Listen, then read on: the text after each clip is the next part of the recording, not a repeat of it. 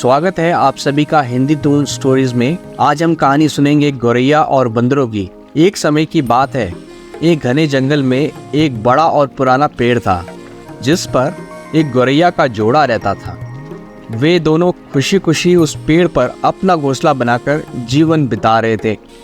पेड़ की डालियों पर चहकते हुए वे अपनी रोजमर्रा की जिंदगी का आनंद लेते थे।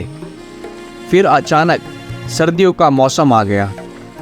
इस बार ठंड इतनी बढ़ गई कि जंगल में रहने वाले सभी जानवर कांपने लगे। एक दिन कुछ बंदर ठिठुरते हुए उसी पेड़ के नीचे आ पहुंचे।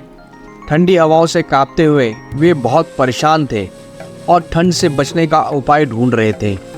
बंदर आपस में चर्चा करने लगे, काश कहीं से आग सेकने को मिल जाती तो ठंड दूर हो जाती। इतने में एक बंदर की नज़र पास पड़ी सूखी पत्तियों पर गई।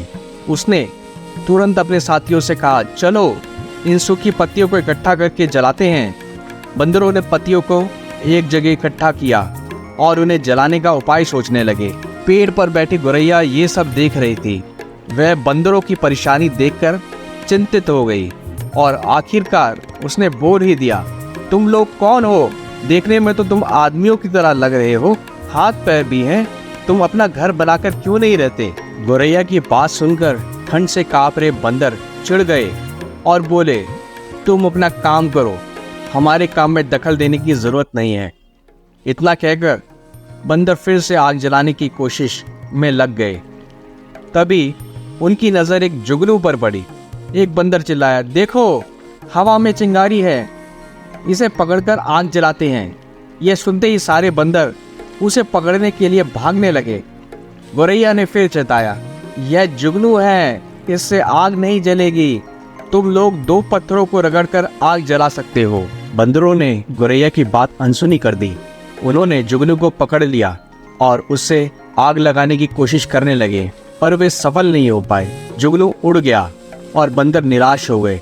गौरैया ने फिर से सलाह दी, मेरी बात मानो, पत्थर रगड़कर आग जला सकते हो। गुस्साए हुए बंदरों में से एक बंदर से रहा नहीं गया। वह पेड़ पर चढ़ गया और गौरैया का घोंसला तोड़ दिया। यह देख गौरैया बहुत दुखी हो गई और डर से रोने लगी। अंत में वह उस पेड़ से उड़कर कहीं और चली गई। कहानी से सीख मिलती है हमें, हर किसी को ज्ञान या उपदेश नहीं देना चाहिए। उपदेश उसी को दिया जाना चाहिए जो समझदार हो और बातों को समझ सके। बेवकूफ़ को उपदेश देने से खुद का ही नुकसान हो सकता है। अगर आपको ये कहानी पसंद आई हो तो कृपया वीडियो को लाइक करें और कमेंट सेक्शन में बताएं कि आपने इस कहानी से क्या सीखा। अगर आप और ऐसी कहानियाँ सुनना चाहते हैं तो हमारे चैनल को सब्सक्राइब करना ना भूलें। हम अगले वीडियो में एक और नई कहानी लेकर ज़रूर मिलेंगे। धन्यवाद।